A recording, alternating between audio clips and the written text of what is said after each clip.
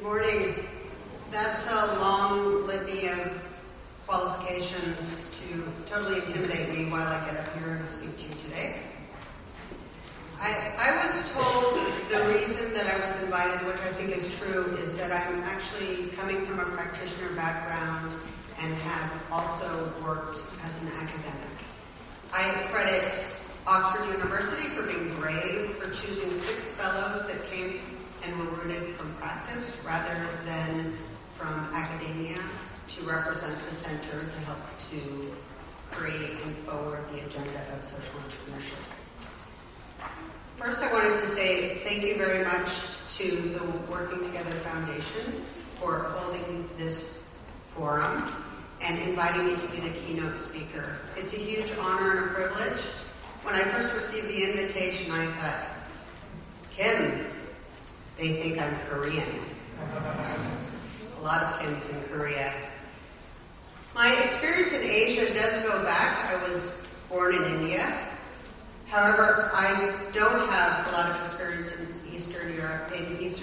Asia. Although this year I'm happy to report that I have received inquiries from Korea, Japan, and Hong Kong. The environment for social entrepreneurship in East Asia is heating up, and I think that this is very exciting. I've long been working in India the last 4 years. Other Asian countries, including Cambodia, Vietnam, Sri Lanka, and Nepal.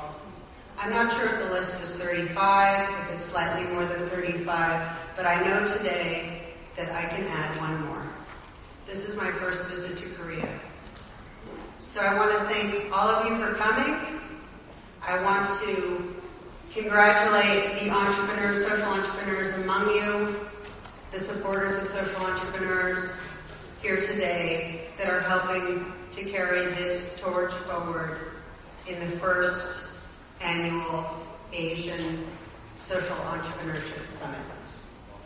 It was some 8 years ago that we held the first annual Social Enterprise Alliance, the National Gathering for Social Entrepreneurs in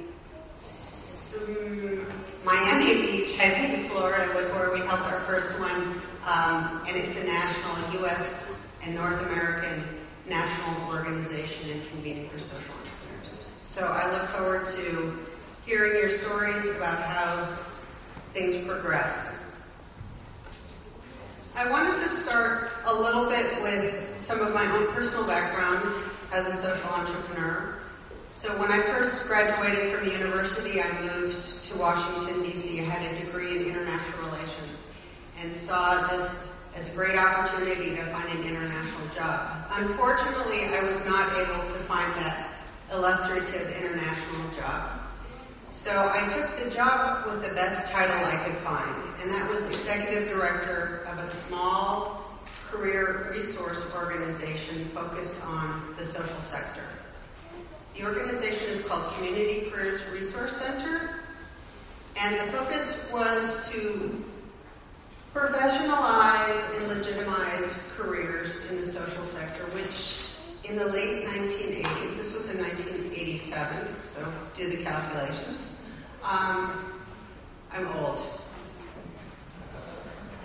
In late 1987, there was still in the U.S., the social sector was seen as being highly unprofessional and not so much a viable career choice that professionals would make.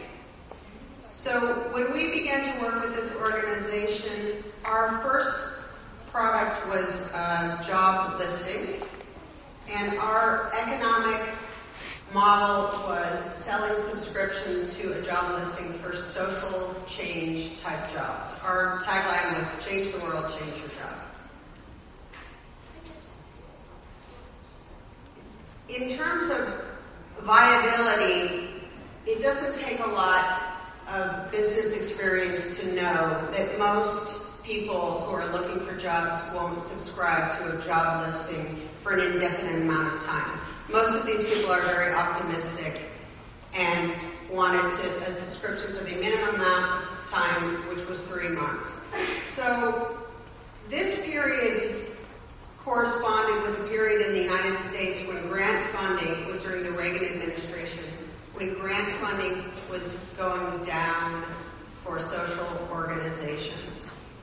So out of necessity, we had to look for new ways to generate income and support the organization outside of grants. And ironically, at the time, there was quite a bit of resistance from our supporters, funders, our board members, in this new path we were taking to generate income. We revised the product and turned it into the first social career-oriented magazine in the United States called Community Jobs. We changed our marketing strategy to get a broader subscription base from institutions like libraries and universities that would continue to renew for their population to read the magazine. We shifted the focus from just job listings to include paid advertising and other types of information that people looking at the social sector would like to learn about: conferences in social work, changes in government policy that affected the citizen sector, the social sector. So all of these things actually lend themselves very well to creating a viable and sustainable social enterprise, although at the time we didn't have the vocabulary to call it social enterprise. In 1999, 2 years after I started to run the organization, we sold Community Careers Resource Center. We sold our product, Community Jobs, to another organization in Boston, and this was our exit strategy. This organization in Boston grew Community Jobs to a much larger scale. They had many more resources to support the organization, and in my success, I was out of a job. In the meantime, one of my volunteers, someone named Sean Skelton, who came to work at Community Careers Resource Center on a conference we were holding on homelessness, had just come back from Africa. He was a National Science Foundation Fellow studying at Stanford University Electrical Engineering. He was doing a PhD at the time, and became disillusioned with academia and decided that he would take 1 year off and study abroad. So he sent over 100 letters out to any university whose address he could find, and the only one that wrote him back was Kenyatta University in Nairobi, inviting him to come for a year to teach. That year was life-changing for him. He saw the plight of the people. He saw the poverty. He saw the dire situation of the social sector, the immaturity of the social sector, and the limitations of human resource capacity in the country to have a vibrant social sector or vibrant economy. So when I met Sean, he was looking for something to do. Part of his analysis about the problems of Kenya were a lack of free press, and that in order to vitalize the social sector, it would be important to introduce free press. Well, this was another naivete that was a great learning experience for all of us. At the time, I was 24. So Sean and I decided to create an organization sending journalism volunteers to Kenya to introduce free press. Well, the Moi administration in Kenya at the time didn't look very favorably on two young Americans trying to change humanitarian rights and free press in Kenya. So in our first 8 months, we were kicked out of the country. This was actually proved to be a great experience. So in terms of restructuring the organization and analyzing what truly was the social problem that we were trying to address, we we realized that it wasn't productive to go head-on with unfriendly governments and try to introduce freedom of press, but rather to approach the issue more of capacity, human resource capacity within various African countries. So what we embarked upon was a more robust volunteer sending organization, sending volunteers to Uganda, Tanzania, Zimbabwe, South Africa. Visions in Action was always a social enterprise. It wasn't until year 7 that we actually were able to get grant money to fund the organization. And some of the learnings that we took away was on the business side, designing business services that were attractive to the customer. So in this case, our customer was both volunteers, people who were paying a small program fee to go to Africa, as well as the people we were serving, organizations where we were placing volunteers. What were their needs? What kinds of skills did they need in their organization? How can we develop the human resource capacity of the organization? We had many different income streams, and one of which, or the first of which, was we rented a large house in Washington, D.C. from a benevolent landlord who let us sublet the rooms. So in fact, we were able to charge more for people that were living in the house than we were paying to the landlord. This gave us about $1,000 US a month for business operations. It gave us one free bedroom for whoever was in the US at the time, and it also gave us a free office space. So this is how we bootstrapped Visions in Action. On top of that, we charged small program fees to the volunteers, which were highly subsidized. But we also taught the volunteers themselves to fundraise so they would be more self-sufficient in their ability to pay for the services. We had placement fees from the organizations where we were placing volunteers, those that could pay. So for example, if we were placing a volunteer with a UN agency, then that agency would pay a finder's fee. We also did some development practice work that enabled us to, some contracting that enabled us to generate some income as well.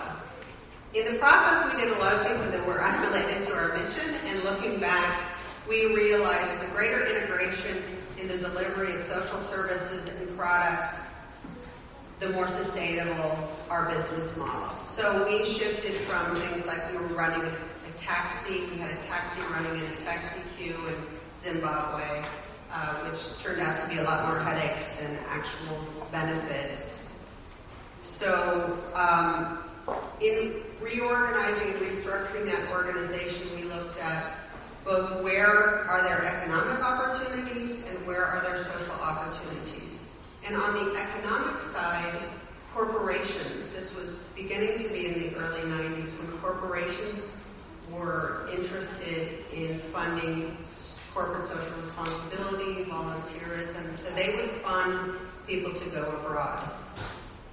And on the social side, working more with corporate volunteers meant higher qualifications, more niche skills, higher education, but also shorter durations. So there was a plus and a minus benefit. So that's how we restructured it. Visions in Action continues today. They're in many other countries besides African countries. They've changed over time. The organization is almost 20 years old. So that gives you a little bit of a background on my experience being rooted in practice. And that's where my heart is. The organization that I founded, Virtue Ventures, our mission is advancing the field of social entrepreneurship. We do three things. We work with clients, so social entrepreneurs or foundations that are supporting social entrepreneurs. And we work with, we do some research to help advance the field and publish some papers. And then we have some of our own initiatives, which I can talk about at the very end as it relates to networking. For this presentation, I was asked to speak to direct the issue of sustainable institutions, so sustainability of the social enterprise, sustainable society, how social enterprise contributes to making a society more sustainable, as well as the value of networking and how networking can strengthen the social entrepreneurship movement. In addressing these topics, I want to spend less time on the theory, despite the distinction of being an academic tourist, and focus more on real stories from the people that inspire me, that I've had the huge privilege to work with. I was also asked to focus on Asia, so 2 of my examples will come from India, 1 from Sri Lanka, and the other 2, 1 is Africa and 1 is Ukraine.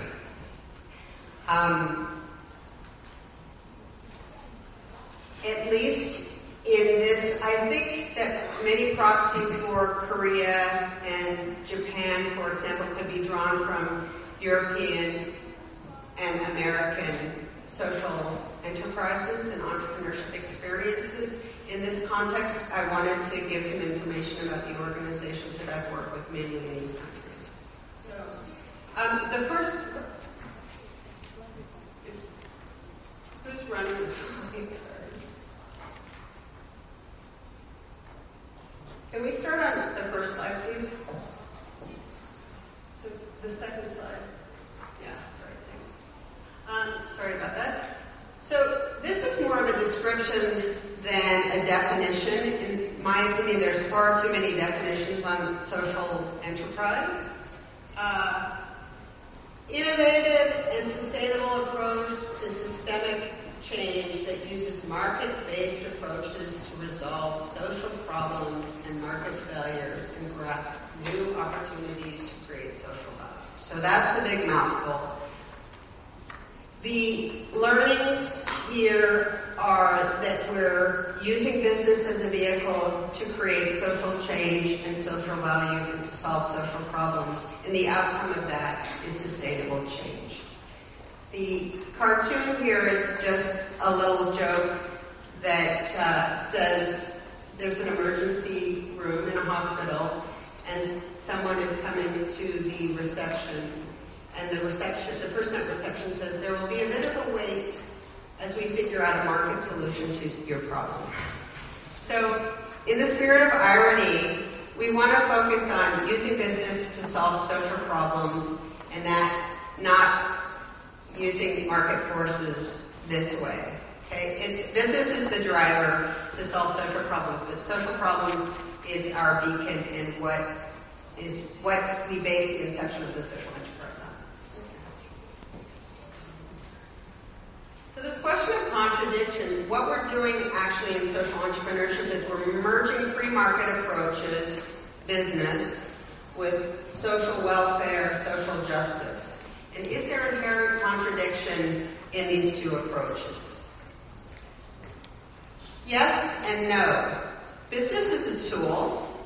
Like all tools, a hammer, for example, you can kill someone with it, or you can build a structure for somebody else to live in. If we apply the tools of business in a way that is useful towards promoting social change in the social sector, then this is essentially the essence of social enterprise. On the other side, we have a paradigm where there's inherent conflicts and tensions that need to be managed on a daily basis. So sometimes in your operations, as running a social enterprise, you may have to make decisions or choices that forsake one for the other. So for the example, in the short term, you may need to curtail some of your social activities in order to grow your business, so in the long run, you can benefit more people. Or you may choose not to make gains on your business side in order to serve your mission. So these tensions need to be managed. I told a story yesterday that when I was working in Senegal, we had sort of a 2-headed leadership in a microfinance organization I was working with. And in that leadership, we had one banker and one social program person. And the banker used to come out scratching his head and he would say, you know, we could make so much more money if we didn't give loans to poor people. And the program person would say, what do you mean? That's our social mission. Of course we have to serve poor people. And he would say, oh, okay. And he would go away. And occasionally she would say, you know, if we could just spend more money providing these other services to the people, we could do so much, we could create so much more impact. And he would say, well, in order to do that, we need to make X number more loans, so we'll have enough profit margin to make those commitments and expend that amount of money on other social good. Okay? So this is what we mean by bottom line, double bottom line. Sometimes we call it now the triple bottom line, incorporating environment into the paradigm as well. Okay. All right, here's just some foundational concepts that will come out throughout the presentation that I've already introduced. But in social entrepreneurship, the social entrepreneur is celebrated. This person is the catalyst, they're the leader, they're the visionary, they're the one with the story. They are the ones that have inspired so many people to follow them. For example, Muhammad Yunus. At the same time, the celebration of the social entrepreneur, as important as it is, I think in the evolution of the field, we also need to look at the institution, because people are not replicable. So we need to focus on the methodology and developing the institution to follow the social entrepreneur. The crux of social enterprise is to solve a social problem. So the mere existence of these organizations is for that purpose. We use a business vehicle to do so. In the process of executing our business on a daily basis, we're generating social value that contributes to create social benefit for the people that we are trying to serve, the environment, stakeholders, our public, other people in the community. Innovation, somebody mentioned earlier, which I'll talk a bit more about, is purely a necessity. There's an expression, necessity is the mother of invention. So as we merge paradigms of business and social purpose together, we need to be more creative and innovative about how we merge these two to be successful in achieving our social and business goals. Sustainable change. So vis-a-vis execution of the social enterprise, we are creating transformative change that will change society and thus will be sustainable. It's one of the reasons for using the business model is that business by its very definition is designed to be a going concern. To continue. Hybrid. So this is again the tension points between market and mission.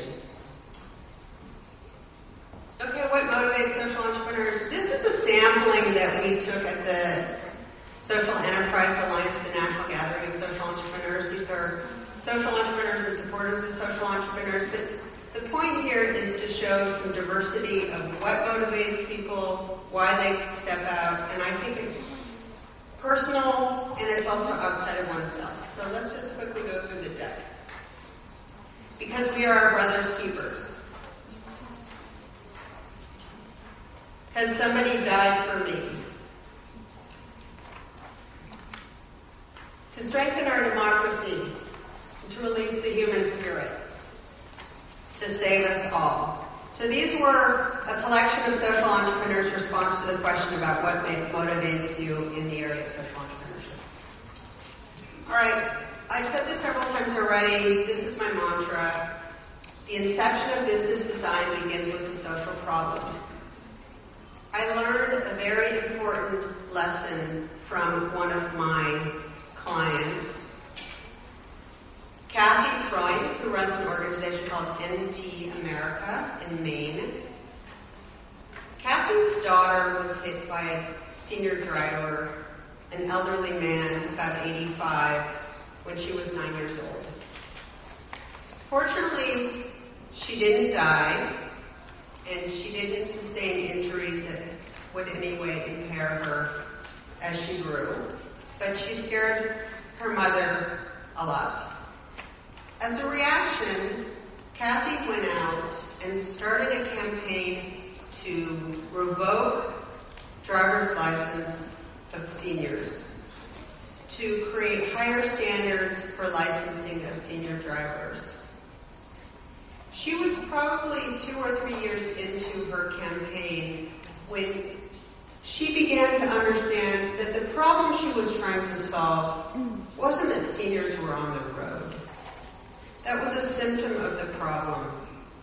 The problem was that elderly drivers living in the suburbs and rural areas in the United States had no other options but to drive, to meet their basic needs, to go to the doctor, to buy their groceries, and even worse, because these people drove when they didn't want to drive or felt uncomfortable driving, most of them were suffering from severe social isolation because they couldn't get out to see their friends, to go to church, to visit other people. So what Kathy did was she halted her campaign, reworked it, and created an organization that uses a community-based approach to providing services, transportation services to seniors in rural areas. It's all volunteer. There's some cost recovery for actual petrol, gas, and car costs, mileage, car maintenance. However, it's all on a volunteer system, and she has now scaled her organization nationwide, which I think is amazing. So it's all done on the internet. You can go on, you can arrange a ride, you can book a ride, and people can get rides from the communities. It's all grounded in the community. So when I talked to her, this was a great illuminating moment in my own life in terms of really understanding what's the nature of the problem that we're trying to solve before we begin our enterprise.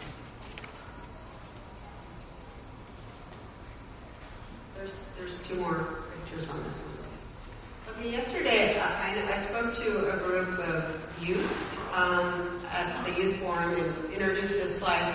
The point that I wanted to make here in terms of process innovation, I mentioned that social entrepreneurship is about one of the characteristics is innovation. So when we take business practices, business models, and we put a social overlay, or we are executing the business for a social purpose, it requires process adaptations or process innovation. So the first picture, starting clockwise from the top, is a furniture manufacturer. And this business there's many different furniture manufacturers you can look at and benchmark how operations in a furniture company could work. There are industry standards. There are standards for margin, there are standards for labor, there are standards for production and efficiency. Well, now take a furniture manufacturing company that is employing people with high barriers to employment.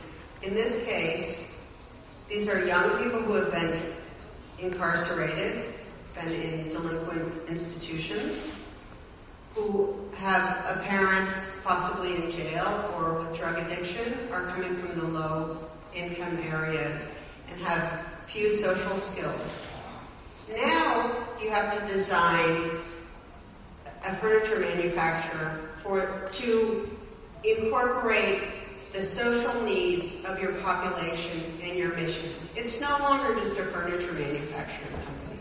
So in this case, the organization, the furniture manufacturer needs to create transferable skills for the people that are working there. That means learning hard trade skills so they can find a job somewhere else. They need to train on social skills, simple what we call soft skills. Take a shower, show up on time, be reliable, don't lie. And there's a business cost to that. They need to provide counseling services. In some cases, they have to provide housing to create a more stable and enabling work environment for this group of clients. So in terms of process design, at the first level, it's important to understand what are the social parameters in which you're designing around. What are the needs of your clients? What is the problem you're trying to solve? Then how does that translate to a business model with all of the things that are related to being a successful business? Is there a market? What product do they want? How much does it cost? What's it going to take to get there? How are you unique? So in all of these examples, the second is commodities use business. This is fair trade. Probably everybody is familiar now with fair trade. This is a company called Cafe Direct. It's a for-profit social enterprise based in the UK. And what they've changed in terms of their process is rather than buying coffee, tea, or cocoa from an intermediary broker at the lowest possible price and trying to make a profit, they're buying coffee and tea and cocoa from cooperative farmers who are getting paid a fair wage. The company is providing sustainable farming inputs, so farmers learn how to farm. They're doing organic production, so consumers get a better product, and they have a beneficial impact on the environment. The picture on the bottom is an educational organization. So this is in India. It's called Train Platform Schools. I think this is a very interesting and unique model. One of the problems in India and a lot of countries around the world is that children don't go to school because of child labor. They need to work. The family lives in poverty. They can't make it without children going to school, children working in some capacity. So for this community who lives on the train platforms, their occupation is begging when the trains come in to the station. So every time a train comes in, the children go out and ask for money from the passengers. Despite the fact that the government actually pays per student in India to go to school, these children were not going to school because of the loss of income from their family. So what they did in designing this social enterprise was they created schools on the train platform. When the train left, they had school. And they did it right there, so it didn't impair the need for these children to work. Now, the objective here is breaking the cycle of poverty. Without these children going to school, the next generation would continue to be living on the train platform and begging, or something else similar, but would not be integrated in productive society. The last picture, this is Bolivia. It could be in Bangladesh, it could be in India, it could be in a number of other countries, but this is a microfinance organization. And I think that we've all learned from Muhammad Yunus and others that have led the way in microfinance that this is changing processes of banking in order to reach the very poor and make them prove in the banking paradigm that this is a viable model. So not only can we have good and successful banking practice, but we can do that by delivering services, financial services to the poor. Next slide, please. There's two more pictures. Okay, so some of these are obvious. This is about technology. Technology, simply the internet has provided a huge amount of opportunity to social entrepreneurs. It's leveled the playing field for a lot of people to start their businesses because it reduces money and burden on advertising and other marketing costs. Technology innovation vis-a-vis alternative energy. So we have an electric car, there's wind energy. A lot of social enterprises are working in this area. Some of the ones that I think are interesting, this is, in the middle picture is the yellow is a beehive. How is a beehive technology? Well, what's interesting about this technology was the organization Honey Care Africa redesigned the hive based on the social problem that in Kenya, which is an arid country, and pollination helps the environment. So beekeeping is a very positive environmental impact. And also women were very, very marginalized in the rural areas, unable to work outside of the household. So this design is a hive that stands about yay high, that women can reach. They don't have to go in the trees. And beekeeping it's quite a high margin type of business and fairly low effort. So it's a great way to supplement the family income, and women can do it. The other picture of what's called a treadle pump, it looks like a Stairmaster machine. This is an appropriate technology device that is throughout East Africa, but also in various countries in Asia, and it's an irrigation device that takes the labor, otherwise 12 hours of labor hand carrying a bucket, and diminishes that down to about 1 hour using this simple technology to irrigate. Next slide, please. Sustainability. This is one of those famous buzzwords. What does sustainability mean? So I looked it up. In the U.S., a lot of times when we talk about sustainability, we're talking about the environment. In the context of social enterprise, sustainability is maintaining a process or state indefinitely. So what does that mean? It means changing society, transforming society, making change that will be enduring and ongoing. Let's look at some examples.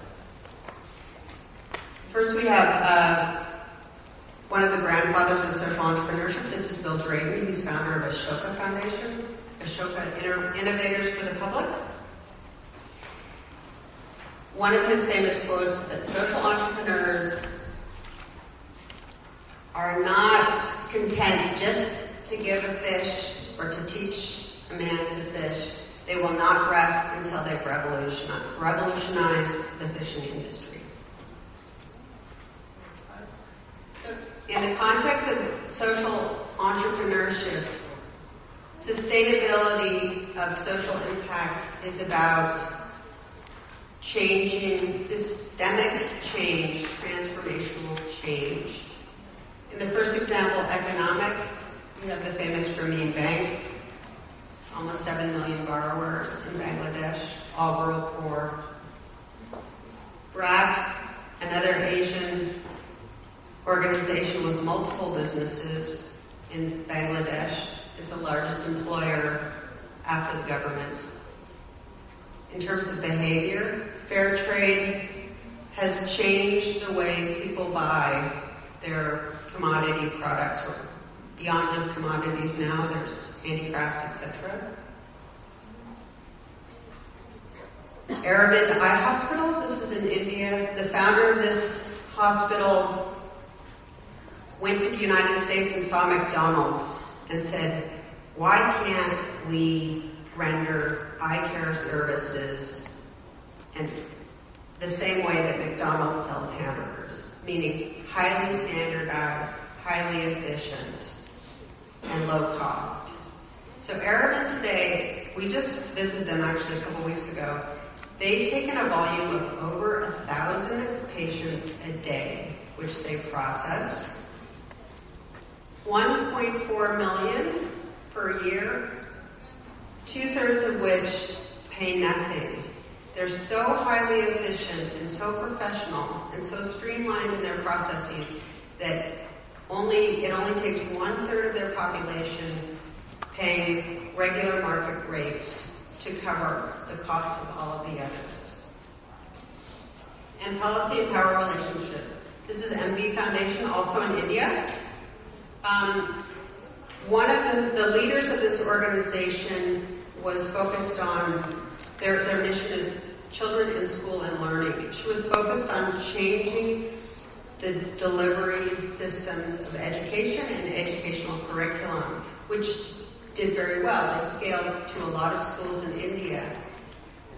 The outcome and what she realized is really to make a sustainable impact, she would have to change the law. So she shifted the orientation of the MV Foundation from education to child labor advocacy, and was able to change some of the laws in India in order to get more and more children in school. Okay, so to wrap up, I wanted to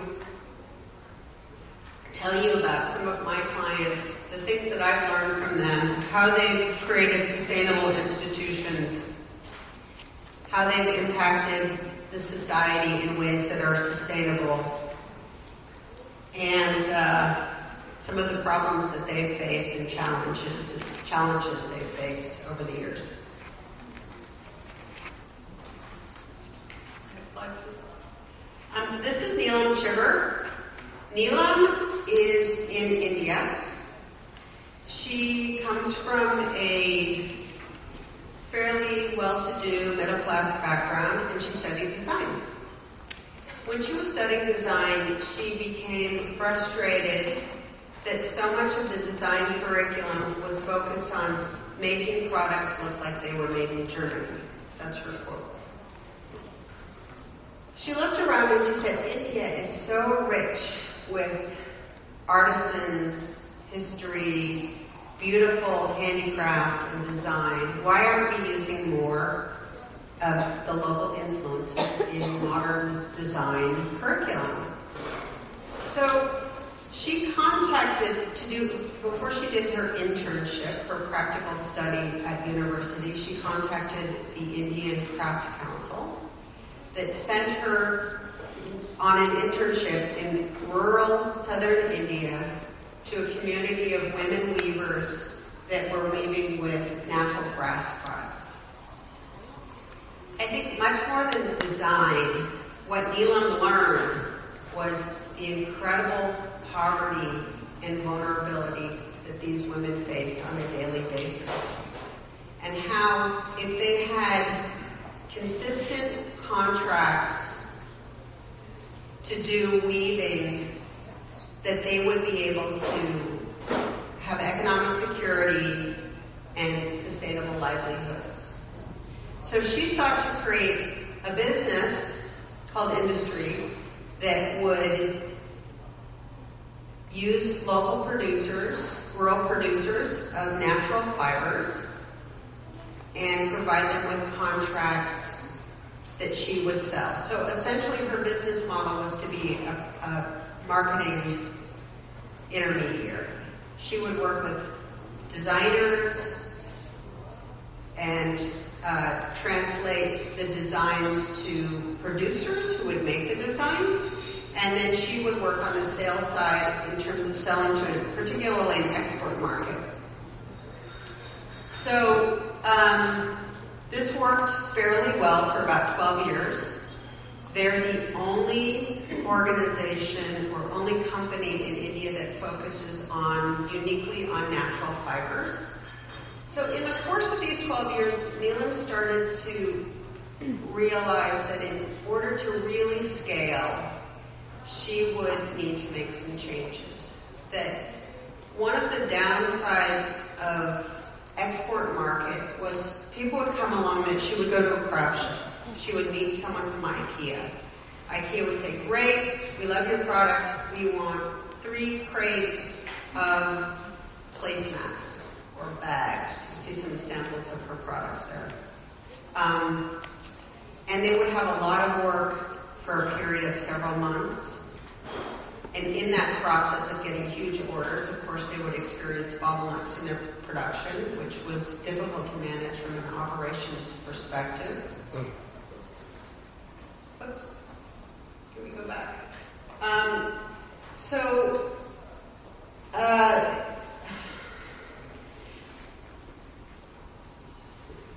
So what she did was she realized that over the 12-year period, and with the help of some of her export market, including customers like IKEA, which pushed her toward building in sustainable practice, getting registered and labeled as a fair trade organization and an organic process organization, which is not easy. I mean, to get the organic labeling for natural fibers is hard. She had to abandon many of her processes, so she couldn't use chemical dyes anymore. She had to move to vegetable dyes and some of the other practices that they were chemicals in their processes that they were using, they had to abandon. So she was able to make these changes in her process, and in that period, India changed.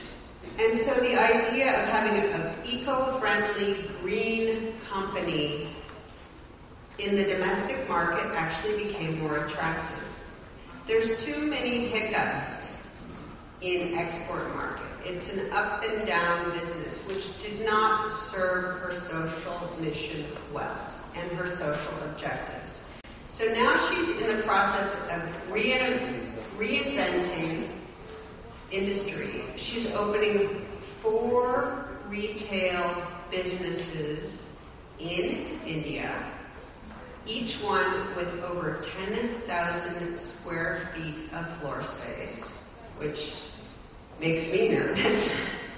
It's a huge undertaking, but the objective is to create market pull, domestic awareness of the products, domestic awareness of Indian craft and Indian design in a more contemporary application. So they're also moving into apparel and food. Some of the reasons for moving into apparel and food from a business perspective is that from the gift business, which is the one that they've been in to date, is a very fickle business, and people don't buy continuously. People will buy clothes over and over again as fashion changes. People will buy food over and over again. So they wanted to change their merchandise mix and have more disposable and replaceable products to build and repeat patronage. So this is part of how they're designing their own sustainability.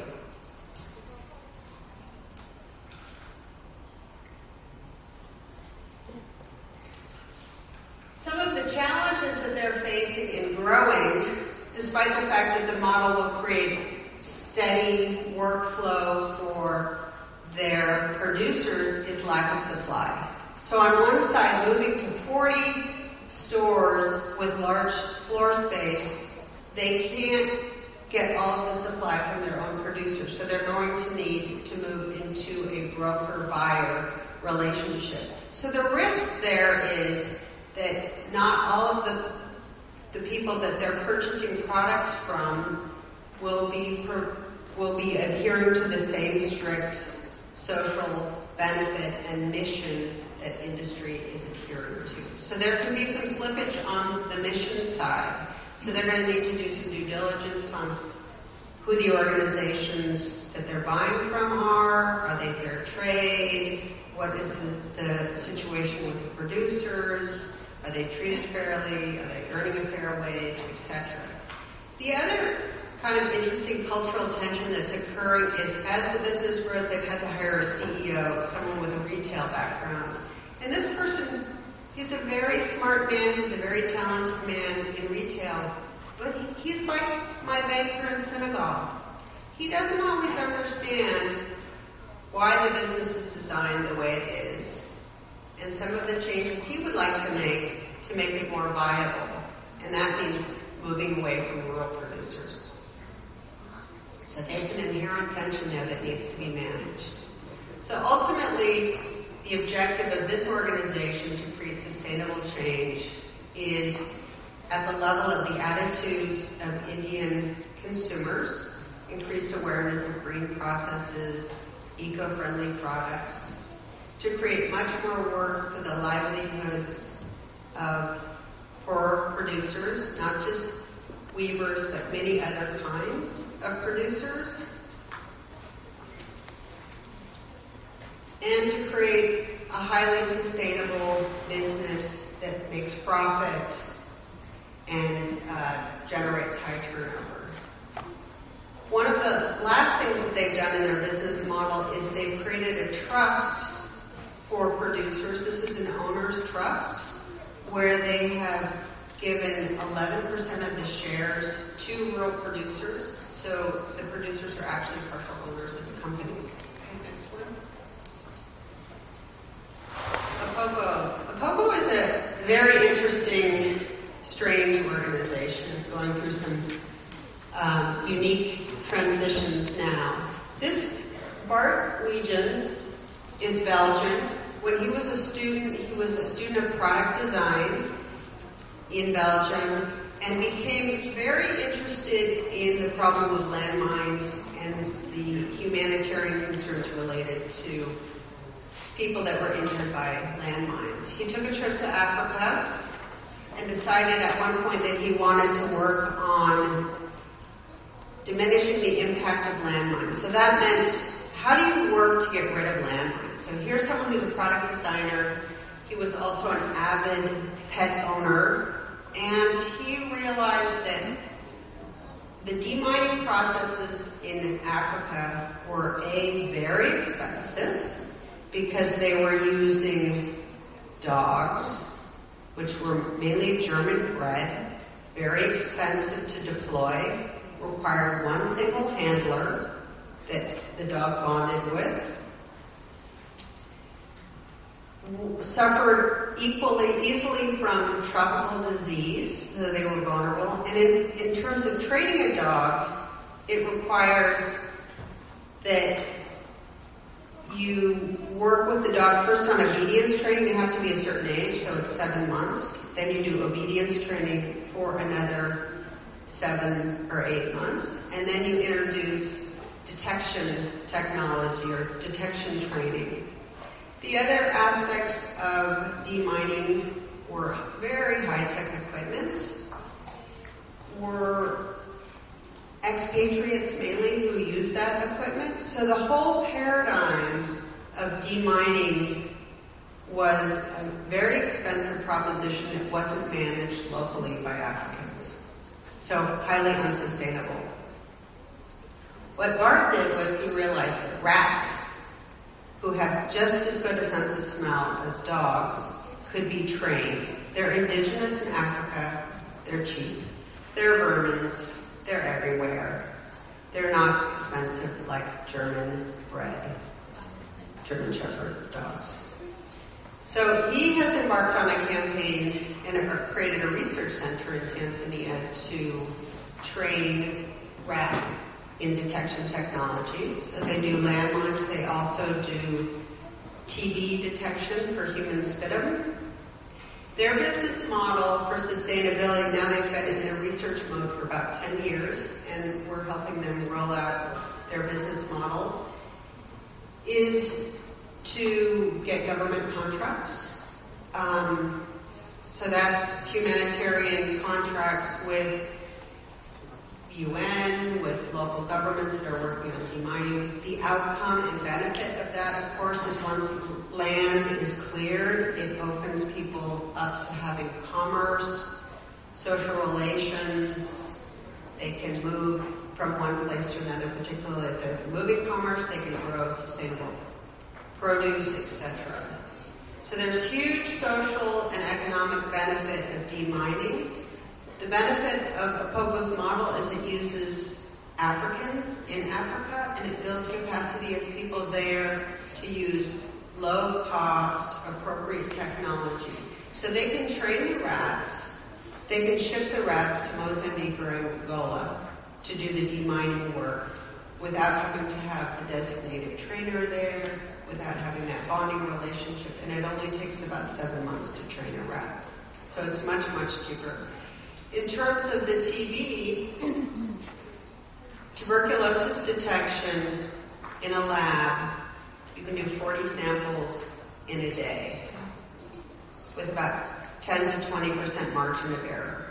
So all of those false negatives go out and transmit TB to 10 to 20 other people a year.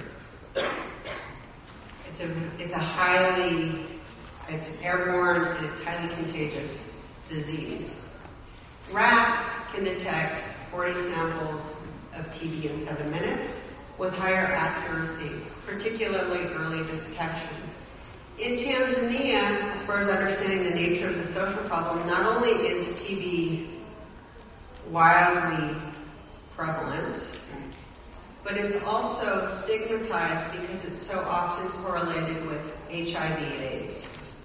So people are afraid to come to free government services to be seen in TB testing centers that are run by the government because they don't want to be associated with having HIV/AIDS. So they come very, very late.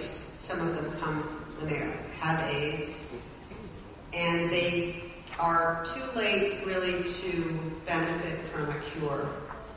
So in Apopo's business model, now they need to, the first major challenge is to legitimize the rat technology. And there's an obvious, I think, disparity in perception of the cleanliness of a rat in your hospitals and labs and actually being able to deploy them. So right now they're working on WHO certification, World Health Organization certification of the process. They're getting contracts by the Tanzanian government prior to that, where they're running in combination with government trials. They're doing their clinical trials. So that's what their sustainable model is. The whole point of Apopo, that's their business model, but the whole point of Apopo really is to create technology that can be used by local people, that's low cost, that's appropriate, that can reduce disease like tuberculosis and catch it early. They can deploy rats. One of the ideas now is to have a mobile van that goes out to the villages and does testing using the rats. It's much more discreet. People's privacy and integrity are preserved. They don't have to spend an entire day at the dot centers getting tested. Okay, the next one. Natalia, this is an interesting organization in Ukraine. When I met these guys, the foundation of this organization is they're in an area called Zhytomyr, which is in the Chernobyl zone. In 2002, when I visited them first, the community's death rate was higher than its birth rate. A huge percentage of the population had cancer. Up to 70% of the people were unemployed. The community had a high incident of addiction, alcoholism, because of the dire social and economic situation. So this woman, who was a cancer survivor, decided to create a humanitarian relief organization called Mercy that distributed groceries and warm meals to vulnerable populations. They got a free building from the Ukrainian government. And in former Soviet Union, there's a lot of giving away buildings and properties because the state can't afford to maintain them. So they got a free building with a large institutional kitchen to transform food into warm meals and a dining room where they could serve people. So for the first couple of years, they got up to about 100, 125 meals a day. And then what happened? The war in Kosovo came, and it took a lot of the aid money that they had been receiving post-Chernobyl and diverted it to the war effort. So, in fact, Natalia needed to reflect on her business model and realize that it was highly unsustainable. So how could she change what she was doing in order to continue to provide meals and support services for vulnerable people, but to do it in a sustainable way. So she started a cafe, and despite all of her advisors and in the feasibility study of the cafe, there's a lot of cafes in Ukraine, people said, you will fail. There are too many cafes. There's too many people running unsuccessful cafes. On top of that, because she was a cancer survivor and so many of her clients were suffering from alcoholism and addiction, she chose to make her cafe non-smoking and not to serve alcohol. Any of you who've worked in food service knows that the margin is on the alcohol or the beverages, not the food. And in Ukraine, where over 50% of the population smokes, she was already going to cut out a large percentage of her market. You will fail. This is what people told her. What people don't realize or didn't realize is how many people don't go to restaurants because it's smoky, because people are drinking. She repositioned the Mercy Cafe as a respite for families. And as a faith-based organization, she reached out to church channels in her community to get her first customers. What was very interesting about the progression of Mercy Cafe is that eventually the second line of customers were students because it was well priced. And the third line was business people who wanted to hold their business meetings in the cafe to reduce drunkenness in the workplace. She had a booming business. Just with this first cafe, she was able to increase her free meals from 100 a day to 300 a day. In doing so, organic food, particularly because of the awareness of contamination after Chernobyl. So she received another property gift, which was a large farm in Ukraine, and she began to use it as a rehabilitation center for recovering drug addicts and alcoholics. She used farming as therapy for people while giving other social services, counseling, drug therapies to help people get off drugs and alcohol. She taught them sustainable farming techniques and marketable skills to go out and get jobs after their period. And she subsidized the labor in her business by having volunteers from the rehabilitation center. So it was a win-win situation all the way around. Today, this organization, or the last time I saw them in 2005, which is, for the pace they were changing is quite a while ago, they were serving over 800 free meals a day. They had 8 locations. They had a major working farm that was producing organic agriculture and helping about 48 people every 30 days transition from addiction.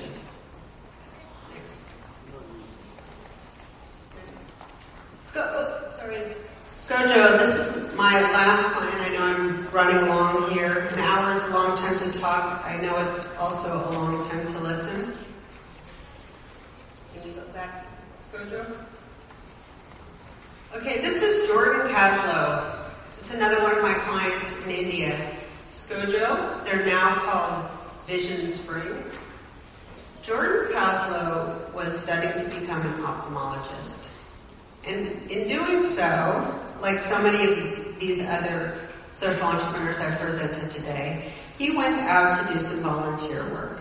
He went to Mexico, I think mainly because he thought it was going to be fun. He's from New York City, a fairly wealthy family, and his father was an ophthalmologist, an optometrist, had an optometry business that he was planning to take over, practice he was planning to take over. But Jordan went to Mexico to do some simple surgeries, cataract surgeries. And when he got there, he realized that about 80% of the people that were coming to the eye camp didn't need surgery. They needed reading glasses. Very, very simple technology. So he always brought with him, each summer when he went to Mexico, he'd bring reading glasses and just give them out. One day he had a woman that came, he gave her reading glasses. The next day she came, she brought chickens, she hugged him, she brought her whole family. She said, "You gave me my God back." She couldn't read her Bible. So it was at this point that Jordan realized if he really wanted to make change, he would focus on access to reading glasses for people in countries that didn't have access. Not so long ago in the U.S., you had to go also through formal channels just to get simple magnifying glasses. Today, you can buy glasses at every chemist shop, every grocery store, and they're not expensive. He started in India because he had some connections and relationships there to Arabic Eye Hospital, actually, in Aralab. And he started his business model under the notion that 80% of the population over the age of 35 needs reading glasses. I'm starting to get there myself, and I'm well over 35.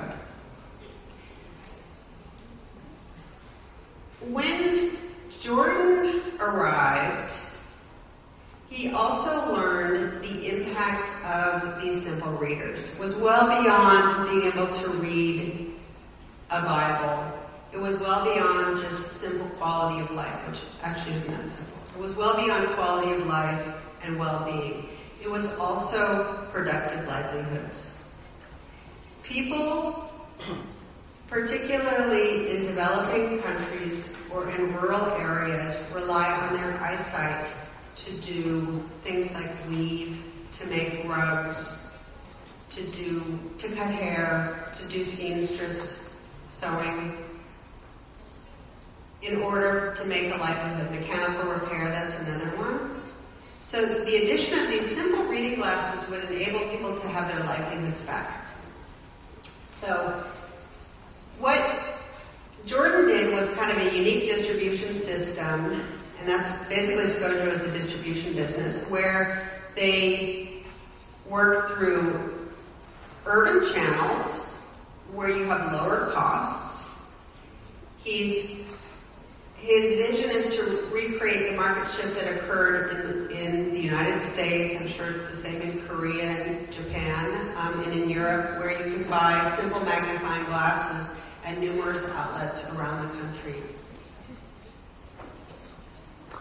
The urban market, going through major retailers at a wholesale level, going to factories and getting employers to buy glasses for their clients, or their laborers, and also just urban marketplaces where they can have sales agents work in a highly dense population in order to sell numerous glasses, enabled them to have the financial profit margin to support rural distribution, which is much more expensive. Additionally, you can see here that there's this case in the middle. The other channel that Skojo sought to pursue, which is very interesting, is they created something called the Vision Entrepreneur. This is Amway. This is multi-level marketing. They have this case with glasses, brochures, marketing material, sales contracts, and they train people to go out and sell these glasses in their communities. So this reduced the distribution cost, it increased local employment, particularly in the rural areas, by a large margin, and it enabled the organization to scale. The next thing that Skojo did was franchise their business model. So they actually sell the whole methodology and provide support technology to organizations like BRAC, which also allows them to scale much more rapidly. Hindustan Unilever, which is a personal care products company that they distribute glasses through, while the products that the company is distributing now are things like soap, shampoo, hand cream, etc. So this is how Scojo has, through micro-franchising, vision entrepreneurs, and social franchising, has sought to make their business model more viable to reach more local or more rural people to get the spread and scale that they need to create sustainable change. And in Jordan's words, once they're no longer needed, if the private sector takes over what Scojo is doing, meaning that there's enough activity in the commercial retail market that he can go out of business, he will be happy to go out of business. So he'll take his glasses and move to another country. So that's his vision. Okay, I just wanted to wrap up here with this is a project in Sri Lanka that sort of ties all of the pieces together: sustainability, sustainable development, and social benefit and sustainable business models. So this is a biomass electrification project or business. It's actually a hybrid. It has a nonprofit development organization that does community outreach, development, and it has a for-profit utility company that sells electricity and installs electricity. This is a small community, or fairly small community in Sri Lanka. Now they've scaled pretty well and are reaching several other communities. One of the benefits of biomass is not only does it reduce carbon emissions, but you're planting trees. So in addition to not using typical means like petrol or other propane for lighting purposes, which are expensive and also bad for the environment, you're planting trees and you're using the trees to create biofuel. And this is the production facility, small one of them. There's several now, I think about 80. Can I have the next slide, please? So the benefits and how this business, this social enterprise, has helped to transform society is that it's created quite a bit of employment for the community. People that are working at the production level to make biodiesel. It's challenged gender roles. So in this case, we have many more women that are working with the biomass project. So here's someone on her bicycle. It's enabled children to study longer in the evening without the cost of or danger of propane. So more children are going to school. And it's brought the community together around this community-based enterprise. So here they're having a community meeting. They're taking some of the profit margin from the enterprise and using it for community services, community activities, and community benefits, like boreholes and other things. Next slide. Here is an example. So in terms of environmental sustainability, you can see the diagram. This is the community and all the trees that they planted in an area of India that otherwise really suffers, Sri Lanka, that really suffers from deforestation. So in the long-term benefit, creating sustainable societies, sustainable impact at the level of the environment, the area that you does well to show that. Next slide. All right. So this is a bit of an awkward segue. I've already talked way too much. Thank you for your time and your attention. I just wanted to say a couple things about networks because I was asked to just direct the question about networks. I mentioned that Now it's almost 9 years ago when we held the first national, it's called the National Gathering for Social Entrepreneurs. It was in Miami Beach, Florida. And from that convening, it was very much like this one. So we were a group of practitioners and supporters of social entrepreneurship from around North America, so US and Canada, trying to decide how we could work together to further the agenda of social entrepreneurship.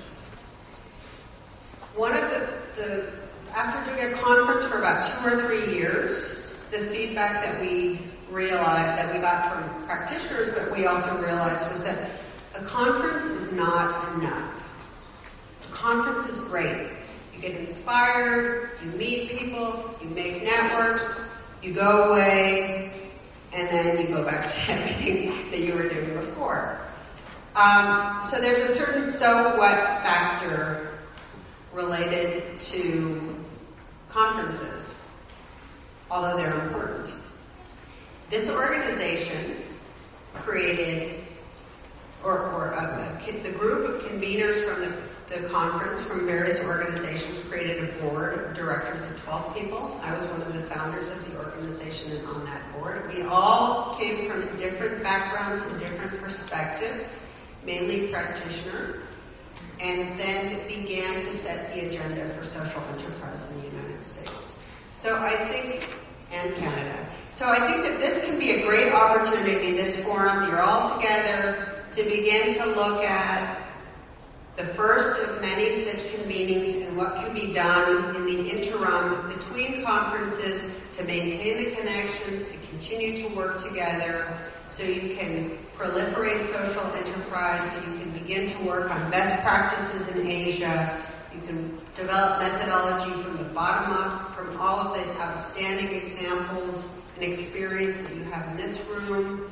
You can grow your constituents and essentially create a trade association for social entrepreneurs in Asia. So that's been my experience, and I think it would be a great opportunity given this convening. I've given a couple other network organizations. One is Social Edge. They're global. For those of you who don't know them, their text is in English, but there's a lot of discussion and resources available on their website. They're funded by the School Foundation. Last slide, please. I wanted to also just share from our experience. This is an area that is near and dear to our hearts.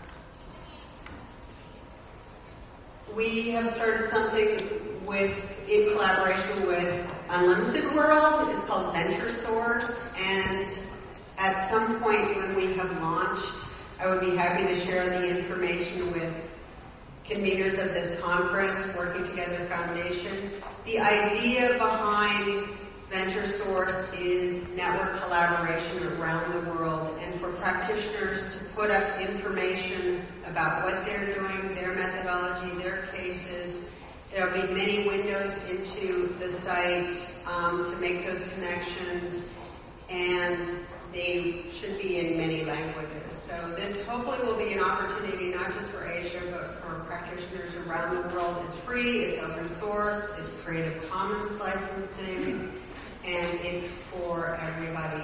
And the point of it is to help advance the field. So you can create, on this platform, you can create your own communities, sub-communities. You can participate in a larger community. Okay, thank you very much.